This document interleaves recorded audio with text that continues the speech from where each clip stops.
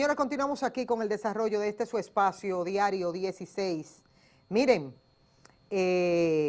tenemos como cada miércoles la presencia del doctor Fulgencio Severino y vamos a poner sobre la mesa todo el panorama de todo lo que se ha dado en los últimos minutos, horas y segundos en la República Dominicana con relación al seguimiento que le estamos dando como medio de comunicación a la situación de la pandemia, los contagios, la situación realmente, las disposiciones por parte de las autoridades, los pros y los contras de todo este proceso, la disposición del mismo el Seguro Nacional de Salud, que dice que solamente serán ingresados los pacientes que estén en un estado crítico. De todo eso lo vamos a poner sobre la mesa y sobre todas las cosas, una televidente que nos acaba de llamar y nos dice que los médicos residentes o de atención primaria, los médicos de atención primaria, dice ella que no han cobrado. Con esto es que vamos a iniciar formalmente nuestro encuentro de esta mañana. Buenos días, doctor. Buenos días, Miosotti. Buenos días a los amigos y amigas televidentes. Bueno, en relación a la pregunta de la señora, más que la pregunta, la información de que médicos de atención primaria no han cobrado, eso se está dando en muchas nóminas. Por ejemplo, médicos residentes, y hablo de los residentes porque son los que están en el campo de batalla, especialmente en los grandes hospitales. O sea, el día de ayer todavía no habían cobrado. Recuerden que la semana pasada, para presionar el pago a algunas nóminas, al menos a los de médico ayudante, el colegio médico debió hacer una actividad frente al Servicio Nacional de Salud. La causa por la cual no se ha pagado de forma regular como debe ocurrir, pues no se ha informado, pero sí es lamentable y cuestionable que en una situación como la que está viviendo el sector salud, con muchos médicos contagiados, también se le agregue dificultades para hacerle efectivo el pago de su salario. O sea, son cosas inaceptables desde el punto de vista humano, inclusive, porque... ¿Y a qué se debe la tardanza, doctor? Que usted sepa más o menos. No han dicho las autoridades. No han dicho el por qué. Siempre viven diciendo el mismo argumento, que es un tema de que hicieron nombramientos nuevos y que hay que ajustar la nómina. Siempre hay un argumento que nunca podrá ser justificado en una situación donde los médicos, para poderse proteger, tienen que incurrir permanentemente en compras de insumos que son necesarios para poder atender a los pacientes con la enfermedad doctor, COVID. pero no son los mismos médicos que tienen que hacer esas compras, no es el director del hospital. Y es fácil. El médico que no hace compra, al menos de mascarilla de calidad, pues termina contagiado. Aquí prácticamente ningún centro compra mascarilla de calidad, me refiero a mascarilla N95. En mi hospital la compramos nosotros en el servicio para los médicos.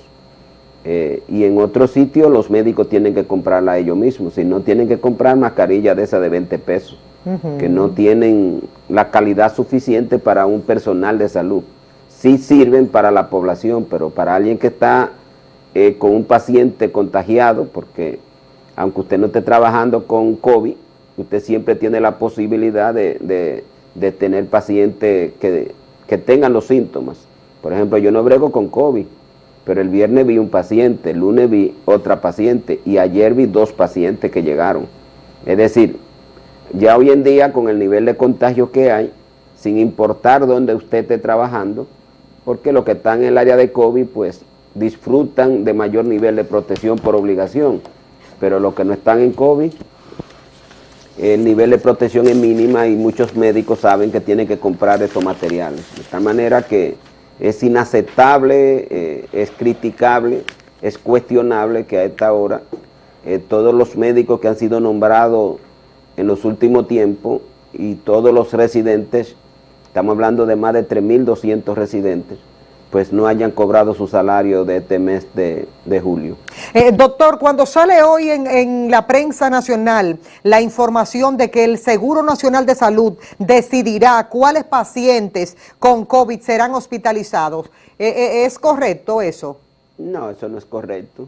O sea, el Servicio Nacional de Salud lo saben que no tienen relación médica para ello asumir un proceso de esa magnitud.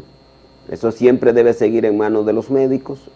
Yo he dicho aquí que lamentablemente COVID en República Dominicana no tiene protocolo. Aquí todo el mundo está haciendo lo que cree y lo que quiere. Es decir, que a quién se hospitaliza, a quién no, a quién le dan un antiparasitario que hay por ahí sin estar aprobado, que es el que más se usa inclusive, por qué lo están usando. Es decir, aquí hay un desorden en términos del manejo de una patología que afecta a tantas personas, y en lo que tiene que ver con la hospitalización, lo que el Ministerio y el Servicio Nacional de Salud deben garantizar es camas. Entonces lo que deben es acelerar, ya no va a ser este gobierno, pero el gobierno que entra, porque ¿qué va a hacer un gobierno que le quedan 10 días? O sea, yo digo que en el Servicio Nacional de Salud se le olvida que hoy estamos a 5 y que le quedan 11 días, que ya ellos lo que deben es facilitar unas condiciones mínimas para que el nuevo gobierno no entre en estrés, porque... bueno, en estrés va a estar, doctor. Bueno, pero me refiero si tú en estrés están y van a estar más. Yo te digo porque si yo le digo, y lo he dicho aquí en varias ocasiones, si tú tienes 13.500 camas y tienes 1.000, en el día de ayer habían como 1.100 camas utilizadas. O sea, ¿cuál es el problema? Es mala gestión lo que hay. Lo que pasa es que en el servicio y en el propio gobierno nunca se han sentado a gestionar de manera correcta la epidemia, porque ellos simple y llanamente se conforman, en primer lugar, con hacer negocios.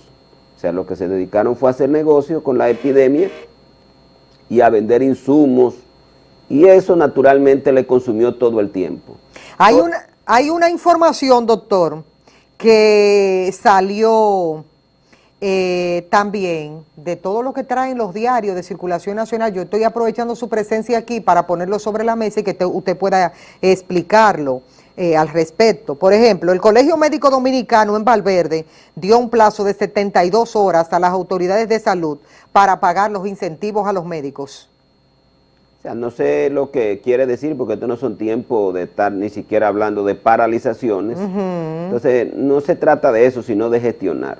O sea, creo que lo correcto es, y más que estamos en un cambio de gobierno, o sea, cualquier cosa que se vaya a hacer, vamos a suponer que es un derecho que tenemos los médicos para que la mejoría de salario, en el caso de los médicos de la frontera, pues tiene un incentivo por distancia, que no hay razón para que no salga con el salario. Pero hemos tenido muchos problemas hasta con el incentivo de los 10,000 miserables pesos. ¿Y por qué ellos dicen que ya que no se conformaron con el pago tardío del mes de julio, sino que también le quitaron las guardias e incentivos? Por eso es que te digo, o sea, el salario médico tiene varios, o los ingresos médicos de lo que trabajamos en los hospitales, tiene varios renglones. Uno es el salario base mensual y otro son unos incentivos que se dan, por ejemplo, por guardia, a los médicos que hacen guardia presencial, y otro es el incentivo por distancia. Son cheles, son miserias, porque tú estás hablando de darle a un médico 2,000 pesos por una guardia de incentivo, cuando tuve eso, nómina de 200 y 300 millones de pesos, o sea que son de nómina de miseria, pero hay que entender que en el gobierno en este momento hay un desorden mayúsculo.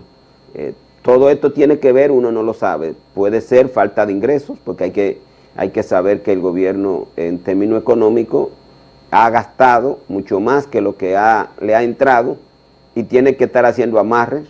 Yo asumo que préstamo al Banco de Reserva para poder estar liberando. Para poder cumplir. Para poder cumplir. No será falta de dinero, todos esos atrasos. Y ahora hay que entender que en este momento de transición dedican la mayor parte de su tiempo a pagarle a los amigos y funcionarios del gobierno, con los cuales han hecho negocios. Pero entonces yo no entiendo, doctor, porque uno conoce todo eso y uno sabe que todos esos atrasos pueden implicar, aparte de un protocolo, que aquí para hacer un chequecito en el Estado es un protocolo que hay que seguir, pero aparte de eso uno dice, ¿y cómo se realizaron esta semana? Y se van a entregar a 260 personas pensiones cuando este pueblo no tiene cuarto. Por eso te digo, o sea, ahora es un momento en el que el gobierno vive haciendo lo que no hizo durante 8 años. ¿Por qué? Porque ellos pensaban que se iban a quedar. Y entonces todo el que ellos tienen, que ven que tienen posibilidades de perder el empleo, lo están pensionando. Lo están pensionando, es decir, y hay gente que requiere la pensión. Sí, hay muchísima gente que la necesita. Pero ¿por qué tienen que esperar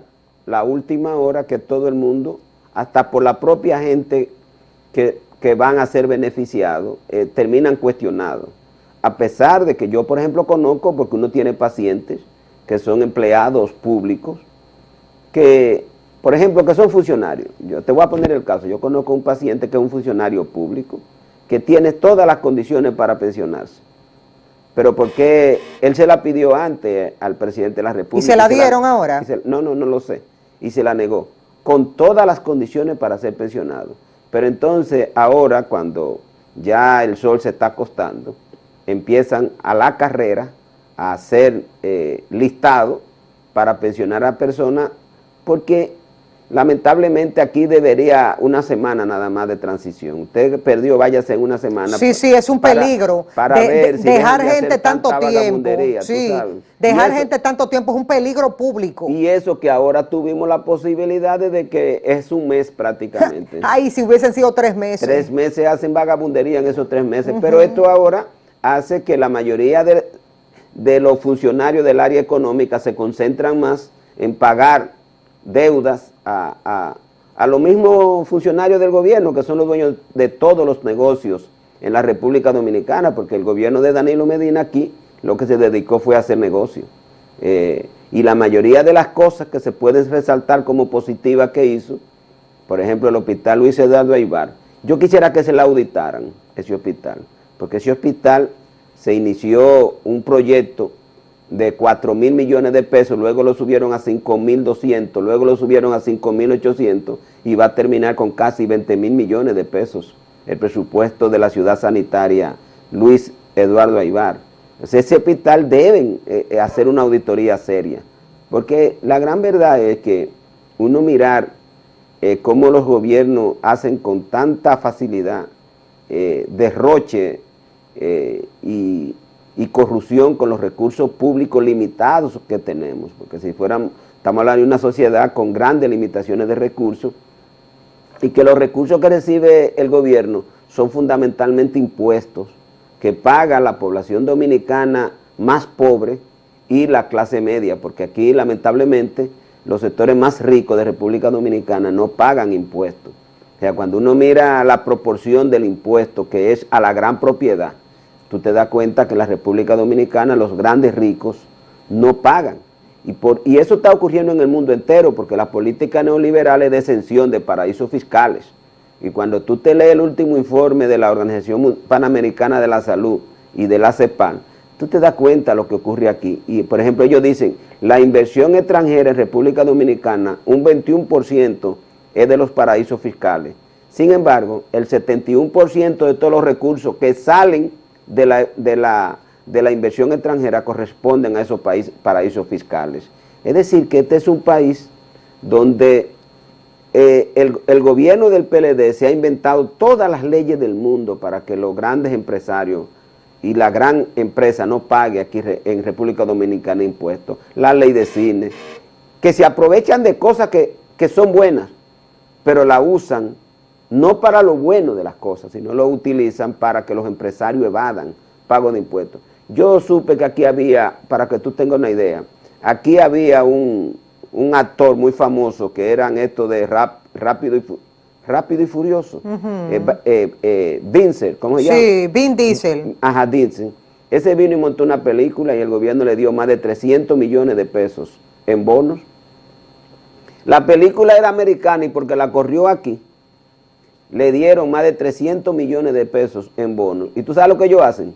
Que se la venden a los empresarios. Entonces los empresarios lo que hacen es que pagan los impuestos con esos bonos. y se la venden en 300 y los empresarios la compran en 150 y se están economizando los empresarios en 150. Y así hay más de 237 mil millones de pesos en exenciones fiscales a los grandes empresarios. Y es lamentable, tú sabes, que en medio de esta circunstancia en la que se encuentra el país, de crisis económica, de caída de los ingresos, con mucha gente necesitando que el Estado vaya en su auxilio porque ha perdido el empleo, porque la actividad productiva se le ha ido a pique, y sin embargo tú lo que te encuentras son los derroches, que el gobierno lo que está pensando ahora en cómo garantizar que todos estos actos de corrupción que han habido se paguen rápidamente antes del 16 de agosto para no tener riesgo. Aquí hay gente que está vendiendo a funcionarios del gobierno que compran facturas, porque cuando tú le fías al gobierno, a ti no te pagan, pero entonces tú se la vendes por la mitad de precio a un funcionario del gobierno, entonces él sí la cobra. Inmediatamente la cobra. De una vez. Entonces todas estas cosas que uno ve es lamentable, tú sabes, y si a esto se le agrega, la situación de la pandemia, uno dice que estas cosas tienen que cambiar hoy, mañana, algún día. Tiene que haber un mecanismo de que la gente sienta que hay una fuerza por encima de él que es capaz de obligarle a que actúe de manera correcta y que de lo contrario vayan a la cárcel. Aquí hay mucha gente que tiene que ir a la cárcel. Bueno, doctor, pero mire los mejores ejemplos que tenemos hoy en día. La situación de Álvaro Uribe, el expresidente de Colombia, prisión domiciliaria. Miren la situación del rey Juan Carlos. ¿Quién se iba a imaginar que el rey Juan Carlos I íbamos a estar nosotros a esta altura de juego, un señor mayor ya? Hablando de hasta de queridas y de un sinnúmero de cosas y de señalamientos que tendremos muchísimas semanas para tratar eso, todos los medios de comunicación en el mundo completo y para que ustedes vean que en España dándole seguimiento por parte de las autoridades a todos esos casos, pero en la República Dominicana, ¿para cuándo? Lo de España es que esa monarquía es parasitaria, igual que la inglesa y igual que la... Sí, claro, esos son parásitos. Eso es lo que deben eliminarlo. Porque Sí. ¿cómo tú puedes tener de que a un señor, de que es un rey, que no da un golpe ni de karate, y de que tú lo tienes, de que dándole todos los recursos de los impuestos que pagan los pueblos, de que para que este señor... Viva como un rey. Viva de que como un rey, como dicen, tú sabes, o sea, eso es como que uno no se lo imagina, pero... No, que entonces pero como... aquí hay muchos reyes, Sí, ¿sabes? no, por eso le iba a decir, que no lo diga así, que aquí hay muchos príncipes y muchos reyes. Muchacha, aquí hay muchos reyes, esos príncipes que están al lado de los presidentes de República Dominicana, pueden conseguir casa para dárselo a la querida. Yo siempre he dicho que yo estoy loco porque uno de ellos se enamore de mí, tú sabes, a ver si me dan una casa, porque dan hasta casa, tú sabes. Perdónenme, señores, que no lo estaba esperando eso. Tú sabes, o sea... Entonces no es una, son muchas. Y no, porque ellos tienen que cambiar. Sí. Tú sabes, no duran mucho con una porque tienen tantos recursos. Además tienen demasiados recursos para tener de todo. Ahí hay gente que no se menciona, que son unos príncipes. No, son unos príncipes. A mí me dicen ahora que la gente anda desesperada vendiendo facturas. Vendiendo factura a los funcionarios del mismo gobierno. Y eso lo sabe todo el mundo aquí. Y uno espera que en algún momento aquí haya un verdadero cambio de gobierno que ponga esas cosas en orden. Porque yo particularmente digo que la sociedad capitalista tiene mucha putrefacción, tú sabes. O sea, hay mucha gente que la defiende. Usted dijo una frase ahorita que para que no se pierda. Cuando usted habló de la economía, de la situación económica del país, no, la situación económica es para el pueblo, Sí, que está claro, complicada claro. y difícil. Estos turpenes, los que van a salir de dirigir los destinos de este país, eso tienen su vida resuelta de por vida. No. Eso tienen tiempo eso se pueden pasar 30 años Eso se puede pasar sin dar un golpe. 80 años de su vida Sí, sin eso, dar un golpe, claro, sentado en su casa. Porque uno es que tiene que salir todos los días a ganarse el moro. Y es Tú fácil. sabes, y si no se lo gana, y con presión permanentemente hasta para poder satisfacer necesidades fundamentales. No tú se sabes. vive, doctor. ¿Entiendes? El de abajo normal, común y corriente, no vive, está vivo, Yo le decía a mi madre antes de morir que el de abajo está vivo hasta que le llegue el momento. Sí, la situación es bastante precaria en la que se está viviendo en República Dominicana. Entonces, con respecto a la epidemia, pues sigue el mal manejo, como yo creo que los datos de ayer hablan de ese mal manejo, apenas 1.178 personas, con una caída de la tasa de positividad que en una epidemia no es exacta, ni siquiera se puede dar porque el día anterior habían tenido una tasa de 51.9 y ayer bajó a 22.77. Tú recuerdas que el lunes cuando estuve aquí dije que ya podíamos señalar el fracaso del toque de queda. Sin embargo, cuando uno analiza el dato de ayer, 30 muertos. ¿Por qué 30 muertos ayer y el día de ayer y el día antes 5? ¿Por qué, doctor? Es simple y llanamente que no cuentan. El día que hay 5 no saben contar. Igualmente pasa... ¿Por qué, doctor? Aclare un poquito eso. Es decir, ¿qué es lo que hace el gobierno? Es decir, cuando hay 5 y después el otro día 30, ¿por qué? Eso es que los 30 es la acumulación de muchos días que no lo contabilizaron. Ajá, sí, porque dice la prensa hoy que tenemos hasta 19 días de atraso. Ajá, lo dice la prensa hoy. Y así hay en todo, o sea, entonces... Y la gente piensa, pero 30 que se murieron y se alarma. Sí, porque esa autoridad sinvergüenza debería decirle a la gente, son acumulados. Claro, debía decirle, la media de estos tanto tiempo es de tanto, eso es lo que se está muriendo, para que la gente tenga una idea de lo que está pasando con la epidemia. Claro, yo tengo mucha información, uno como médico sabe que no todos los muertos se están contabilizando, porque hay gente que lo está ocultando. ¿Y para qué? ¿Con qué sentido? Adiós, porque no quieren decirle al Ministerio de Salud Pública que tiene una tasa de mortalidad alta. ¿Pero por qué, doctor? ¿Por qué? Tú no sabes que te pueden cancelar en una rabieta. Tú sabes que este país se vive de rabieta. De que cogió un pique. Cogió un pique. Mira, cancélalo. Tú sabes, entonces aquí hay gente que oculta a nivel de la provincia. Yo te digo porque, por ejemplo... Di que si ese reportó es decir que el de Nagua está en peligro. Claro, bueno, yo no sé si estará en peligro. Ya en los días que le queda, yo creo que ya está todo el mundo en peligro. Pero en Nagua no hay los 5 muertos que reporta el Ministerio de Salud Pública, porque solamente en los últimos 15 días tengo yo informaciones de médicos de allá que han ocurrido entre 8 y 9 muertes.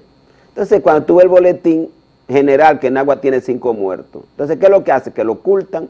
Como el ministerio no maneja el certificado de función, sino lo que maneja son las informaciones que le pasan los directores provinciales. ¿Y ellos no le pueden esos hospitales mandar los certificados de defunción? Bueno, recuérdate que los hospitales no se quedan con certificados de función. El certificado de función va fundamentalmente a los ayuntamientos. Y yo ni siquiera sé de dónde el ministerio, cómo el ministerio recupera el certificado de función, porque se hace con una copia que se le da al paciente. Ajá. Entonces el ministerio va y recupera una copia y va a epidemiología del ministerio o a estadística del ministerio, pero eso tarda mucho tiempo en llegar. Entonces la mayoría de las veces las informaciones que da el ministro son informaciones del diario vivir, que el director provincial le dice, el epidemiólogo, mire, aquí hubo tantos muertos, al jefe de él, la epidemiología aquí, entonces él reporta esos muertos, y hay muchos que no los reportan. Por eso, igualmente pasa con los laboratorios aquí. Esas 1.117 pruebas que habla de una tasa de positividad de 22.178, eso es falso, porque una epidemia no se va a comportar que el día anterior era 51% y al otro día usted tiene de que 22%. Todo el mundo sabe que aquí ha habido un manejo, no solamente desde el punto de vista de las políticas públicas, sino también desde la gestión mínima, de saber cuál es la situación de la epidemia en cada momento, tú sabes. Usted le dio seguimiento a una información de vital importancia que salió esta misma semana, que decía que de 116 pacientes que habían acudido al hospital Darío Contreras para realizarse la prueba. No, Nagua. Fue el Enagua. No, fue aquí al hospital Darío Contreras. Esa fue otra información que sale. No la vi, no. Entonces, dijo que solamente habían disponibles 10, porque las otras había que repartirlas entre el personal médico, un sinnúmero de reglamentos que tiene el hospital, y que ya para la gente solamente quedaban 10 disponibles y eran 116 pacientes del día. No, porque es que aquí no hay pruebas.